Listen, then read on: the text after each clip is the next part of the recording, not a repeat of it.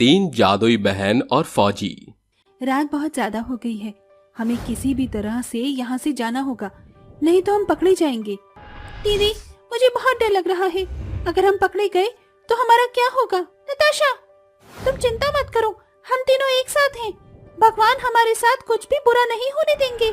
बेचारी तीनों बहनें बहुत ही डर डर कर चीनी देश से इंडिया की सरहद पार कर रही थीं। जैसे वो इंडिया के अंदर आती हैं, उन्हें सरहद के कुछ ही दूरी पर चलने के बाद कुछ गुंडे मिल जाते हैं।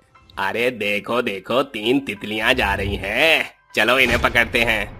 अरे क्या बात है, आज तो मजा ही आ गया, आज तो कुछ करने का मौका मिला है। चलो भाइयों, हमें इस मौके का फायदा उठाना चाहिए। उन तीनों लड़कियों के साथ कोई भी नहीं है, हम भी तीन लोग हैं और वो भी तीन लड़कियां हैं।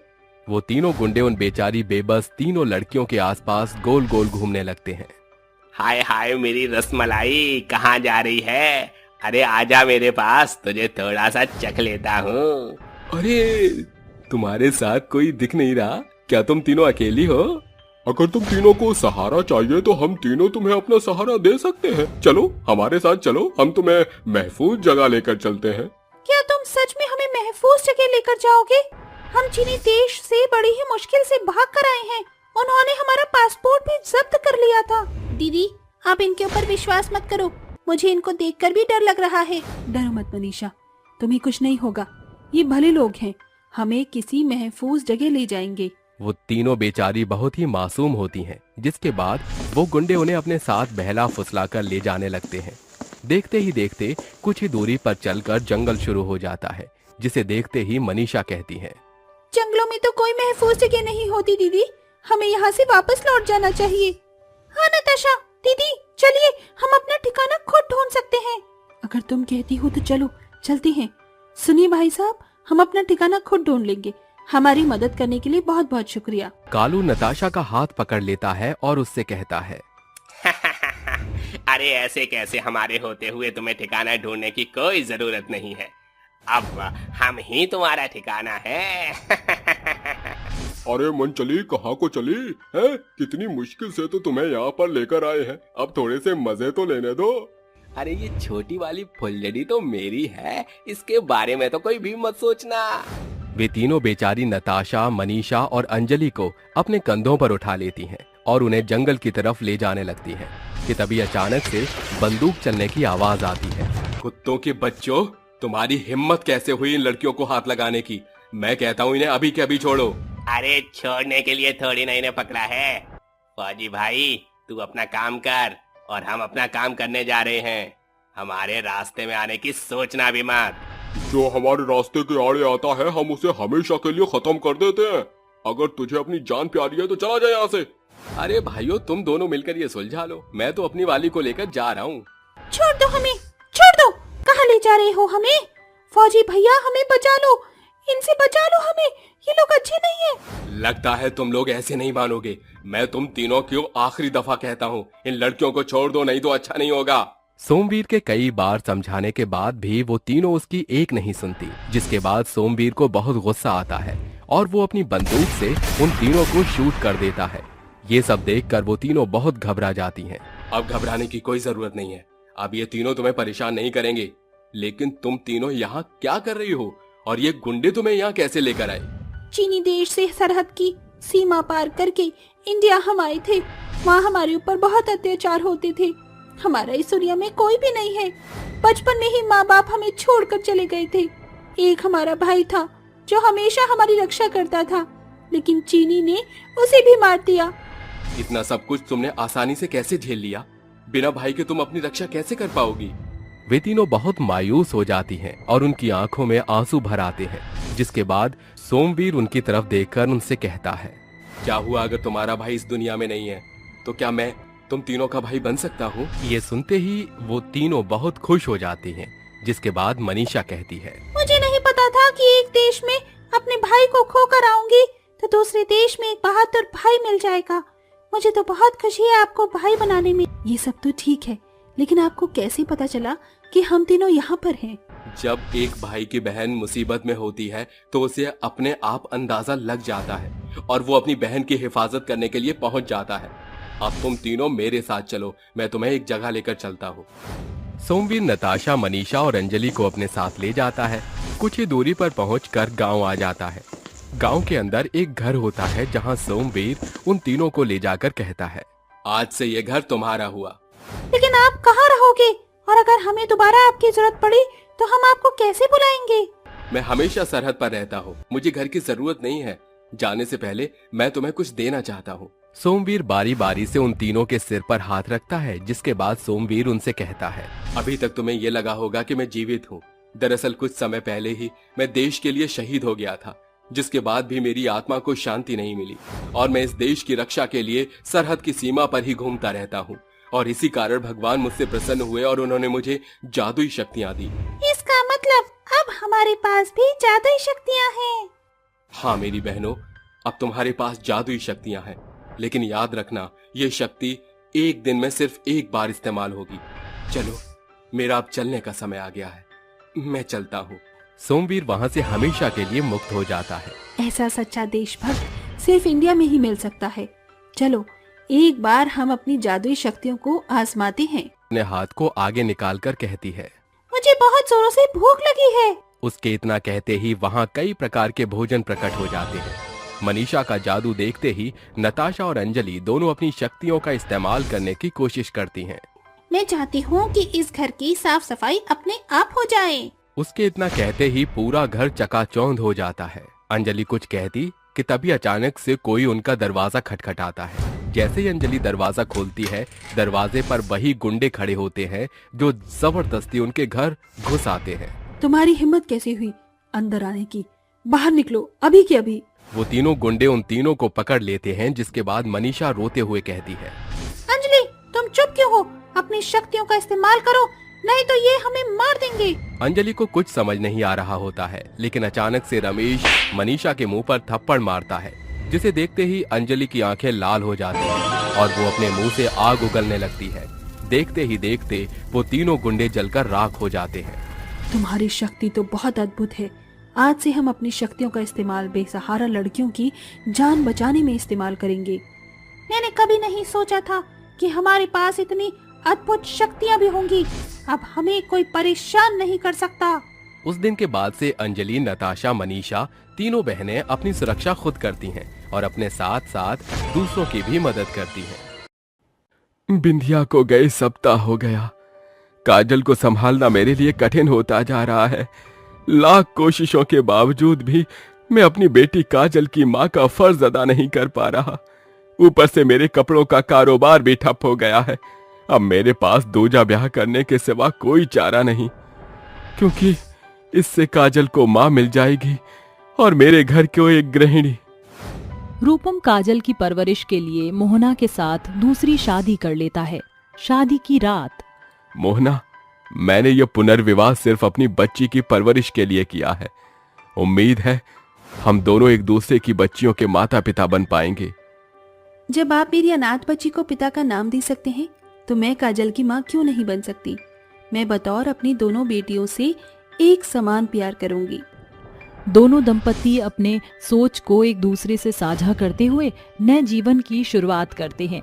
अगली सुबह काजल अपनी सौतेली सुंदर बहन रूपाली के पास आकर कहती है, रूपाली चलो खेलते हैं। दूर हट मुझसे काली कुरूपा, मुझे छूने की तेरी हिम्मत कैसे हुई? मेरी सुंदरता पर अपनी कुरूपता का कालिक पोतना चाहती है तू? रूपाली ऐसे बात करती है अपनी बड़ी बहन से? माँ, मैं इस कूड़े कीच को अपनी बड़ी बहन नहीं मानती। ये सिर्फ मेरी सौतेली बहन है। रूपाली रूखे अंदाज में काजल को कड़वे शब्द बोलकर वहां से चली जाती है। उसी रात। माँ, आज मुझे आपके साथ सोना है। खबरदार जो मेरी माँ के करीब भी आई तो कोयला खदान कहीं की। तेरी माँ तो मर गई है, ये मेरी माँ है। काजल रोते बिलखते अपने पिता के पास चली जाती है और मोहना रूपाली से कहती है, रूपाली इतनी आतुरता भली नहीं बिटिया। वो काली कमली मुझे फूटी आंख नहीं सुहाती, मगर ये घर उसके पिता का है। अगर उसे पता चल गया कि हम दोनों माँ बेटी उस काली कोड़न से बैर रखते हैं, तो हमारा दाना पानी उड़ जाएगा। अपना स्वार्थ साधने के लिए मुझे उस कोयला खदान से स्नेह का स्वांग रचना पड़ता है। इस तरह समय सप्ताहों के चरण में बदलते जाते हैं। एक सांझ घर लौटते वक्त दुर्भाग्यवश रूपम की दुर्घटना में जान चली जाती है, जिसके साथ सौतेली माँ बेटी का सताव शुरू होता है। अरे ओ काली कमली, पूरा घर फैला हुआ है और तू मजे से पलंग पर पसरी है। काम क्या तेरा मरा हुआ बाप करेगा? माँ, आप रूपाली की जैसे रूखे अंदाज में क्यों बात कर रही हैं? बंद करिए बचकानी बकैतियाँ, चलकर बर्तन चौका कर। अब तक सिर्फ तूने मोहना की ममता देखी है, गुस्सा नहीं। सौतेली माँ के खौफनाक स्वर शब्द से सहमी हुई काजल कामकाज करने लगती है। सुनो काली कुरूपा, कल से तू अपने पिता के कपड़ों के ठेले को लेकर कमाई करेगी, वरना तुझको घर से बाहर का रास्ता दिखाते मुझे जरा भी देर नहीं लगेगी। घर से बेघर होने की सोच से काजल अगले दिन से कपड़ों का ठेला लिए बाजार की ओर बढ़ने लगती है। सुंदर सुंदर फ्रॉक ले लो, आओ आओ बच्चों आओ, काकी कपड़े ले लो। कुछ देरी के बाद सवेरे से सांझ हो गई, अंधेरा भी घिरने वाला है, मगर अब तक एक भी कपड़ा नहीं बिका। ये कहते हुए काजल अपना ठेला बढ़ाने लगती है। तभी आसमान से घायल परिंदा उसके ठेले पर आ गिरता है। अरे ये परिंदा तो घनघोर घायल है, क्या करूं? काजल पेड़ के पास पड़े घड़े से परिंदे को पानी पिलाकर जैसे ही उसे सहलाती है, एक तेजोमय प्रकाशन के संग परिंदा एक जादुई परी में बदल जाता है। सर पर ताज, हाथों में सुनहरी छड़ी, ये तो एक परी का पहरावा है। तुमने सही पहचाना, मैं परी रानी हूँ, इसीलिए कि तुम मेरे प्राण की रक्षक ठहरी हो। कहो, मैं ये आभार कैसे उतार सकती हूँ? परी रानी, अगर आप सचमुच में मेरी मदद करना चाहते हो तो सिर्फ मेरी काली काया को सुंदर कर दो, ताकि मेरी सौतेली माँ और बहन मुझसे घृणा ना करे। परी रानी जादुई छड़ी घुमाकर 2 फ्रॉक, जिनमें से एक का रंग सुनहरा और दूजे का रंग लाल होता है, चकाचौंध होते हैं। उस फ्रॉक के इर्द गिर्द जड़े गोटे उसकी सुंदरता में 4 चांद लगा रहे थे। ये फ्रॉक कितना सुंदर है, इसकी सुंदरता तो अब मेरी आंखों में ही नहीं समा रही। काजल, ये दोनों कोई साधारण फ्रॉक नहीं, बल्कि जादुई इच्छा पूर्ति फ्रॉक है। सुनहरी फ्रॉक तुम्हें सोने की मोहर, मूल्य से लेकर खान पान सब कुछ मुहैया कराएगी, और ये लाल फ्रॉक को जैसे तुम अपने तन पर पहनोगी, तुम्हारा चेहरा चांद सा चमकेगा। दोनों जादुई फ्रॉक का पुख्ता प्रमाण बताकर परी वहाँ से ओझल हो जाती है कि काजल कहती है, सूरज ढल चुका है, थोड़ी ही देर में सारा गांव अंधेरे से सराबोर हो जाएगा। ए परी रानी के जादुई सुनहरे फ्रॉक, इसी पल छिन्न मुझे पैसे दो। काजल के इतना कहते ही साधारण फ्रॉक सुनहरे रोशनी से प्रकाशमान होकर जादुई सुनहरी फ्रॉक में परिवर्तित होकर अपने भीतर से पैसे की बौछार करती है। अब इन पैसों के बलबूते मेरी सौतेली माँ मुझे नहीं सताएगी। काजल अपने कपड़ों के ठेले के साथ घर की ओर अग्रसर हो जाती है। ये लो माँ, आज के कपड़ों की कुल कमाई। आधी रात काजल लाल जादुई फ्रॉक को जैसे ही पहनती है, एक चकाचौंध चमकीली चमक उसे सर से पांव तक सराबोर करती है, और जैसे ही काजल आईने में अपना अक्स देखती है तो कहती है, ये तो कमाल हो गया, इस जादुई लाल फ्रॉक ने तो मेरी काया पलट ही कर दी। कहीं ये मेरा सपना तो नहीं? क्या सचमुच मेरी बदसूरती खूबसूरती में कायम हो चुकी है? तुम्हारा शुक्रिया जादुई लाल फ्रॉक। काजल अपने सुंदर दूधिया चेहरे को देख फूले नहीं समाती। मुझे बड़ी जोरों की भूख लगी है, माँ ने मात्र मुझे एक रोटी को ही खाने को दिया। ए मेरी जादुई सुनहरी फ्रॉक, इसी पल मुझ भूखी की भूख का प्रबंधन करो। इतने में साधारण फ्रॉक उमड़ते घुमड़ते हुए हवा के बीचों बीच टंग जाता है और अपने भीतर से स्वादिष्ट व्यंजन की बौछार करता है। अरे वाह, मेरी सुनहरी जादुई फ्रॉक, तुमने तो खाने का खजाना ही लगा दिया। पिताजी के जाने के बाद मुझे भरपेट खाना आज भी नसीब न हुआ, मगर आज मैं दिल खोल कर खाऊंगी। भूखी नजरों से ताकते हुए काजल सारा खाना चट कर जाती है और कहती है, ए मेरे जादुई दोनों फ्रॉक, मेरी करीब कुमटी को महल में बदल दो। इतने में सुनहरे जादुई फ्रॉक काजल के कमरे को सोने के सांचे में ढले महलनुमा कमरे में तब्दील कर देता है, जिसके बाद काजल अपने जादुई लाल फ्रॉक को पहने चैन से सो जाती है। अगली सुबह, ए मेरी जादुई सुनहरी फ्रॉक, मुझे अपने पिता के कारोबार को आगे बढ़ाना है, मेरी सहायता करो। जादुई सुनहरे फ्रॉक से सैकड़ों सोने के सिक्के काजल की झोली में आते हैं। बिना वक्त गवाए मुझे इनका सौदा करने सुनार के पास जाना होगा, मगर उससे पहले इस लाल फ्रॉक को चेंज कर लेती हूँ ताकि बाहर जाकर इसकी चमक कम ना हो जाए। काजल जादुई लाल चमकीली फ्रॉक से साधारण फ्रॉक की मांग कर उसे पहनकर बाहर चली जाती है। ये सारी वारदात उसकी सौतेली माँ और बहन देख लेते हैं। माँ, वो चली गई, चलो। रूपाली भीतर आकर लाल चमकीले फ्रॉक को पहनकर बोलती है, ए जादुई लाल चमकीली फ्रॉक, जल्दी से मेरा चेहरा उस काजल से भी सुंदर कर दो। रूपाली के स्वार्थी शब्द सुनकर जादुई फ्रॉक उसके चेहरे को काला कर देती है। तभी काजल वहाँ आ जाती है। क्या हुआ रूपाली, तुम्हारा रूप सुंदर होने की जगह कुम्हलाकर काला क्यों पड़ गया? काजल, मुझे माफ कर दो। तुम्हारे जितना सुंदर चेहरा पाने की चाहत में मैंने इस लाल चमकीले फ्रॉक को पहन लिया। मुझे ये भद्दा रूप गवारा नहीं है। कुछ करो, मुझे मेरी पुरानी पहचान ही लौटा दो। ऐ मेरी जादुई लाल चमकीले फ्रॉक, रूपाली को उसका पुराना प्रारूप लौटा दो। इतने में लाल चमकीले फ्रॉक से चकाचौंध रोशनी रूपाली के रूप को सर से पांव तक जैसे ही सराबोर करती है, उसका सुंदर रूप लौट आता है। काजल, मैंने तुम्हारी भांति सुंदर बनने की स्वार्थ में आकर तुम्हारे जादुई फ्रॉक का इस्तेमाल किया, माफ कर दो मुझे।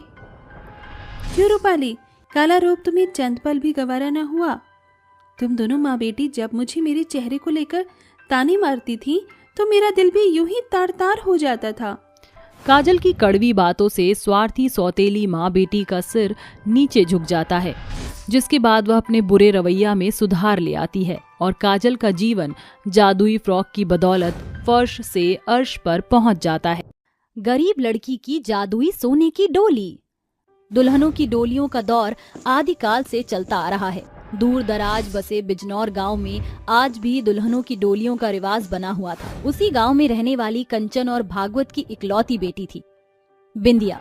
एक सांझ कंचन भागवत से कहती है, बिंदिया के बापू, क्या बात है, आप इतने दुविधा में क्यों दिखाई दे रहे हैं? कंचन, जिस बाप के कंधे पर जवान बेटी के ब्याह का बोझ हो वो फिक्रमंद तो होगा ही। बिंदिया को छोड़कर सभी की बेटियों का ब्याह हो गया। मैं कितना बेबस बदहाल बाप हूँ जो अब तक बेटी का ब्याह भी न कर सका। अजी, खुद को क्यों कोसते हो? हम तो बिंदिया के ब्याह की भरसक कोशिश कर ही रहे हैं, मगर दान दहेज के कारण कहीं भी बात नहीं बन पा रही है। अपने माता पिता को परेशान देखकर बिंदिया मंदिर की सीढ़ियां चढ़कर शिवलिंग के सामने रोती बिलखती कहती है, हे भोलेनाथ, मेरे ब्याह के लिए पिताजी को इस कदर असहाय के असमंजसता में देखकर मेरा मन कुढ़ता है। भगवान, गरीब की बेटी के ब्याह में इतनी बाधा बढ़ाकर क्या हासिल हो रहा है आपको? बिंदिया की बातें सुनकर मंदिर के पुजारी कहते हैं, शिव शंभू पर दोष लगाने से भला ये है बेटी कि तुम अपने ब्याह के लिए 16 सोमवार का तप व्रत करो। देखना शीघ्र ही तुम्हारे ब्याह के द्वार खुल जाएंगे। पुजारी के कहने पर उस रोज के बाद से बिंदिया सप्ताह के प्रत्येक सोमवार को निर्जला व्रत रखने लगी। कई दिन बीत जाते हैं। शिवलिंग के सामने हाथ जोड़े बैठी बिंदिया कहती है, हे गौरीपति, आज आपके इस भक्त का 16 सोमवार का व्रत संपूर्ण हुआ। अगर मैंने सच्ची श्रद्धा भाव से आपको पूजा है प्रभु, तो मुझे इसका फल देना। ये कहकर बिंदिया घर चली आती है, जहाँ पर घर में रिश्ते वाले बैठे हुए थे। तभी एकाएक कंचन बिंदिया को बगल में ले जाकर कहती है, माँ, ये लोग कौन हैं? ये तेरे रिश्ते वाले हैं। विनय ने तुझे बिन देखे ही पसंद किया है। बहन जी, आपकी बेटी तो हमें एक ही नजर में भा गई। ये रिश्ता तो तय समझिए। अच्छा, अब इजाजत दीजिए। ये कहकर लड़के वाले चले जाते हैं। गुजरते समय के साथ शादी का पड़ाव पास आता देखकर कंचन कहती है, बिंदिया के बापू, बिटिया की शादी में सप्ताह भर भी नहीं बचा है। बिना पैसों के कैसे करेंगे हम बेटी का ब्याह? कंचन की बातें भागवत को गहरे शोक के सागर में डुबो देती हैं। वह आंसू बहाते हुए भोलेनाथ के मंदिर में आकर माथा पटकते हुए कहता है, हे कैलाशपति शिव शंभु, बिटिया के ब्याह में अब सप्ताह भर भी शेष नहीं रहा। हर एक जगह हाथ फैलाकर देख लिया प्रभु। अब इस बेबस बाप की बेटी की डोली आपको उठाना है। भागवत के आंसू शिवलिंग को सराबोर कर रहे थे। तभी शिवलिंग स्वर्णिम होने के साथ भागवत को भगवान भोलेनाथ का स्वर सुनाई देता है। भागवत, भयभीत ना हो। तुम्हारी बेटी बिंदिया मेरी आराधक है। वो दुल्हन भी बनेगी और उसकी डोली भी अवश्य उठेगी। मगर कैसे भगवान? मेरी दुख दुविधाएं आप भली भांति जानते हैं। मेरी विशाल प्रतिमा के पीछे एक डोली धरी हुई है। वो एक जादुई डोली है।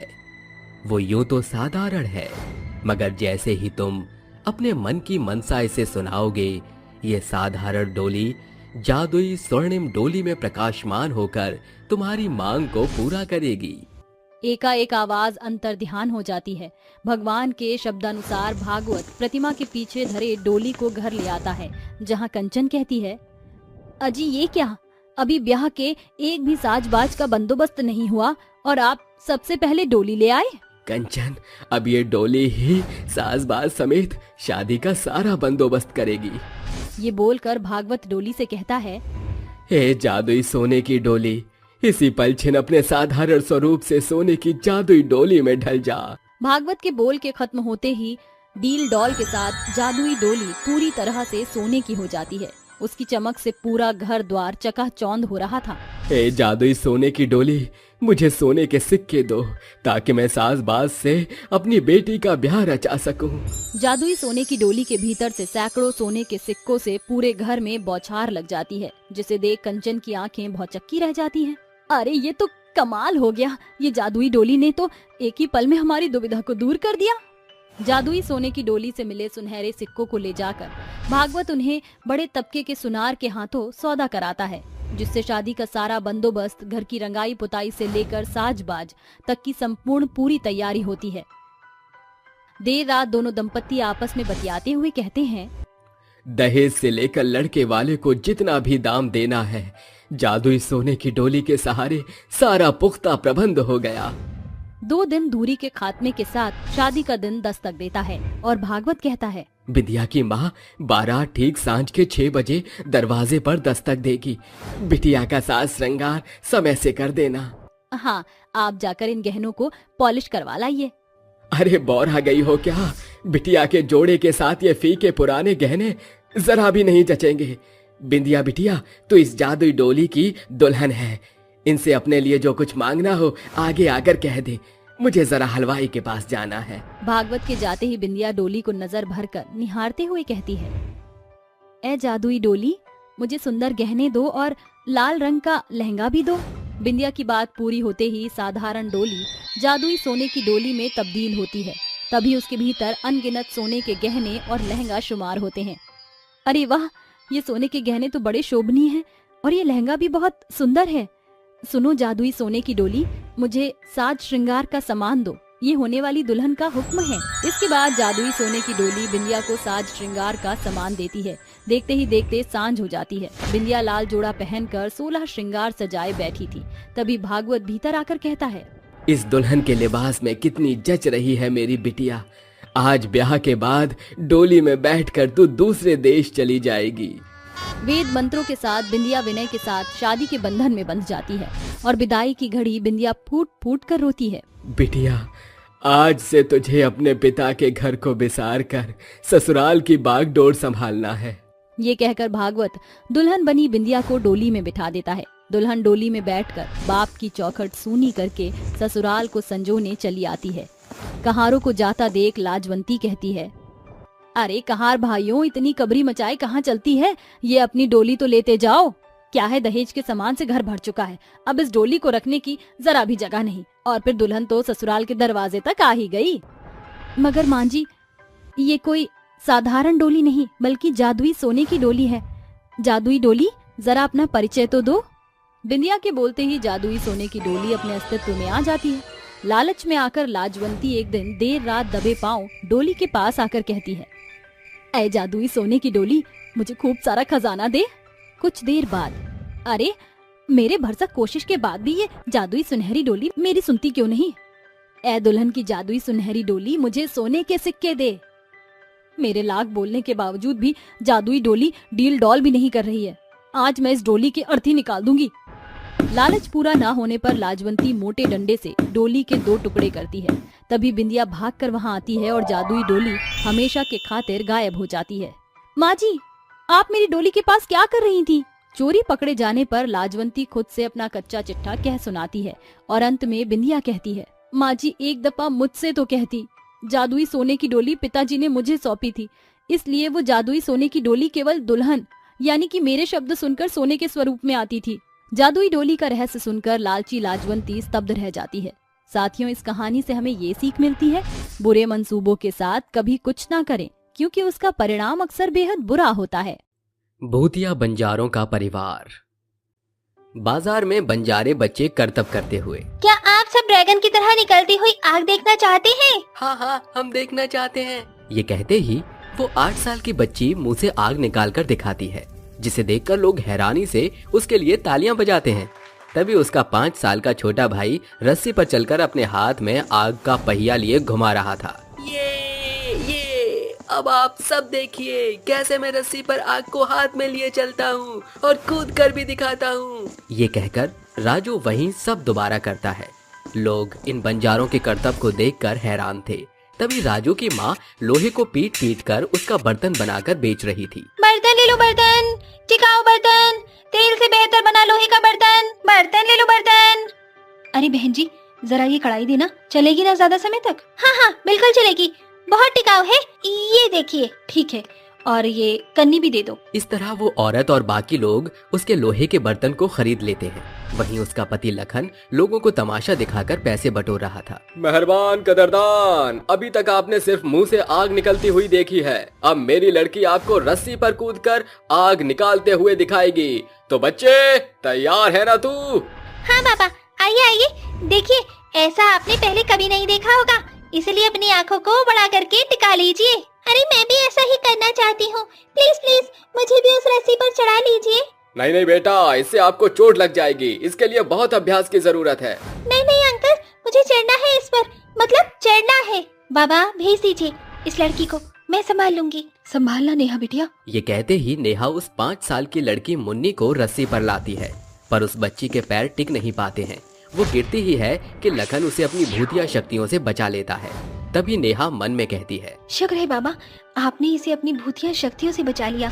कोई बात नहीं बेटा, मैं जादू से इसे हवा में रस्सी पर चला देता हूँ। बाबा ध्यान रहे, हमारी शक्तियों के बारे में किसी को यहाँ कुछ पता न चले। हाँ बेटा। ये कहते ही दोनों अपने तमाशे के खेल को चालू रखते हैं और नेहा उस छोटी सी लड़की को रस्सी पर चलवाती है और उतरने के बाद वो ताली बजाकर कहती है, अरे वाह वाह, बहुत मजा आया, ऐसा लग रहा था कि मैं हवा में उड़ रही हूँ। अंकल आपको तो बहुत सारे जादू आते हैं, क्या मेरे लिए एक गुड्डा ला सकते हो जादू से? हाँ हाँ बेटा, क्यों नहीं। ये देखो, अंगलिका बंगलिका जंगली का जादू है ये, जादू जादू है ये जादू। लखन के ये कहते ही उसके हाथ में एक प्यारा सा गुड्डा आ जाता है और वो उस गुड्डे को मुन्नी को दे देता है। रात भर तमाशा करने के बाद वो जंगल के बीचों बीच जाकर अपने असली रूप में पैसे इकट्ठे करते हैं। आज तुमने पहले से भी ज्यादा पैसे इकट्ठे किए हैं, ये देखो मेरी पूरी पोटली भर गई है। आप बिल्कुल सही कहते हैं, मेरे तो आज लोहे के बर्तन भी ज्यादा बिके हैं। माँ, मुझे बहुत अच्छा लगा, मैं थक गया हूँ, मुझे भूख लगी है। तेरे लिए मैंने वहाँ बकरी का मांस रखा है, जाकर खा ले। नेहा? और माँ मेरे लिए? मैं तो अपने मुंह से आग निकाल निकाल कर थक चुकी हूँ, मुझे भी भूख लगी है। तेरे लिए मैंने चिकन तंदूरी बनाया है, ये ले खा ले, और अपने बाबा को भी खाने के लिए दे दे। मैं जरा बर्तन बना लूं। ठीक है माँ। वैसे माँ, आज तक किसी को हमारे असली रूप के बारे में पता नहीं चला, और उस लड़की को तो हमने अपनी शक्तियों से रस्सी पर चलाया था। आखिर हम अपने जादू से, अपनी भूतिया शक्तियों से ही तो कर पाते हैं ये सब। हाँ बेटा, तुमने बिल्कुल ठीक कहा, बस कुछ दिन और फिर हम अपने अंतराल को पूरा कर ही लेंगे। आप सही कहते हैं, अमावस की रात का इंतजार है। इस तरह वो भूतिया बंजारों का परिवार मांस को खाकर सो जाता है। अगले दिन फिर से वो तमाशा दिखाने लगते हैं, पर सोचने वाली बात यह है कि आखिर एक भूतिया परिवार यूं बंजारों की तरह इंसानी लोगों के बीच क्यों रह रहा था और वो अमावस की रात का इंतजार क्यों कर रहे थे। ये जानने के लिए कहानी के दिलचस्प मोड़ तक बने रहिए। दोनों भूतिया बच्चे इंसानों के भेष में करतब दिखा रहे थे, वहीं चुड़ैल अपने बर्तन बेच रही थी और लखन पैसे बटोर रहा था। तभी एक बच्चा कहता है, अंकल अंकल, आप भी इस रस्सी पर उल्टा चलकर दिखाओ और मुंह से आग निकालो। हाँ हाँ बेटा। ये कहते ही लखन भी रस्सी पर चलकर आग मुंह से निकालने लगता है। ये देखिए मेरा करतब, अब आपको जो मैं दिखाने जा रहा हूँ वो और भी ज्यादा खतरनाक है, इसलिए जल्दी से ज्यादा सिक्के दीजिए ताकि आपका और मनोरंजन हो सके। ये लीजिए बाबा डंडा। ये सुनते ही राजू उस डंडे को हवा में पकड़ लेता है और मुंह से आग निकालकर बंदर की तरह रस्सी पर उछल कूद करता है। ये देखकर लोगों का मनोरंजन और बढ़ता है और सभी चिल्लाने लगते हैं, ये वाह। क्या खतरनाक करतब है। अरे देखो देखो, वो अपने मुंह से कितनी बड़ी बड़ी आग की लपटें निकाल रहा है। हाँ भाया, ये तुमने बिल्कुल ठीक कहा। ये खतरनाक मनोरंजन देखकर तो मेरा दिल ही दहल उठता है। लाइए भैया लाइए, जरा हमारा कर्तव्य का पैसा निकालिए। रात के समय भूतिया बंजारा परिवार अपने असली रूप में आकर बैठकर बातें कर रहा था। तभी ये सब करता देख दो आदमी उन्हें देख लेते हैं और वो जाकर सब कुछ सरपंच को बता देते हैं। तभी सरपंच कुछ लोगों को अपने साथ हाथों में मशाल लिए उनके पास जाकर कहता है, तुम भूतिया बंजारों की इतनी हिम्मत कि हमारे गांव में तुम इंसान बनकर हमें ही लूट रहे हो। देखिए, ऐसी कोई बात नहीं है, हमारा ये सब करने का कोई इरादा नहीं था। हम मजबूर हैं, इसलिए हमारा परिवार आपके गांव में रह रहा है। अरे भला तुम भूतिया लोगों की क्या मजबूरी हो सकती है? अरे ये भूतिया बंजारों का परिवार हमें बेवकूफ बना रहा है, हमें इन्हें मार डालेंगे, भगाओ इनको। देखिए, आप हमारे साथ ऐसा मत कीजिए, हम पर थोड़ा विश्वास रखें, एक बार हमारी बात ही सुन लीजिए। भला हम तुम लोगों की बातों पर क्यों विश्वास करें? अंकल जी, हम बहुत बड़ी मुसीबत में थे, इसीलिए हमें इस गाँव में इंसान बनकर जीवन व्यतीत करना पड़ा। अब बस कुछ दिनों की ही बात है। वो दरअसल हुआ ये कि हम बंजारे हर थोड़े वक्त में जगह बदलते हैं। तो मैं अपने माता पिता और भाई के साथ ट्रेन से जा रही थी, लेकिन अचानक से हमारी ट्रेन पलट गई। उस हादसे में बाकी लोगों के साथ हमारा परिवार भी खत्म हो गया, जिसके बाद हमारी आत्मा भटक रही है। हमारे भूतिया लोक के द्वार अभी हमारे लिए खुले नहीं है। उन्होंने कहा है कि हमें 1 साल बाद की अमावस का इंतजार करना होगा।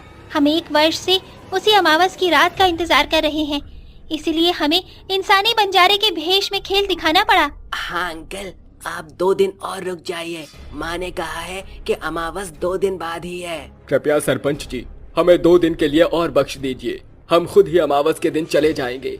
1 साल से हम आपके गांव में रह रहे थे और हमने किसी को अभी चोट तक नहीं पहुंचाई है। अरे हाँ सरपंच जी, इन्हें छोड़ दीजिए। ये 1 साल से मेरे घर के सामने ही रह रहे हैं, इन्होंने ऐसा कुछ भी नहीं किया। ठीक है कमला, अगर तुम कहती हो तो हम इन पर विश्वास कर लेते हैं, पर अगर इन्होंने झूठ बोला तो हम इनका घर समेत इन्हें जला देंगे। ये कहकर सरपंच के साथ बाकी लोग भी चले जाते हैं। 2 दिन बीत जाते हैं, अमावस की रात आ जाती है। आसमान से उनके लिए एक रोशनी आती है। तभी पूरा भूतिया बंजारा परिवार गांव वालों को नमस्कार करते हुए कहता है, सरपंच जी, कमला जी और गांव के सभी लोग, आप सबने हमें बहुत प्यार दिया, हम कभी नहीं भूल पाएंगे। और आपने अपने गांव में हमें जो आश्रय दिया उसके लिए बहुत बहुत धन्यवाद। अब हमें जाना होगा। ये कहते ही भूतिया बंजारा परिवार आसमान से उतरी उस रोशनी के साथ हमेशा के लिए चला जाता है और गांव के लोग बेखौफ हो जाते हैं।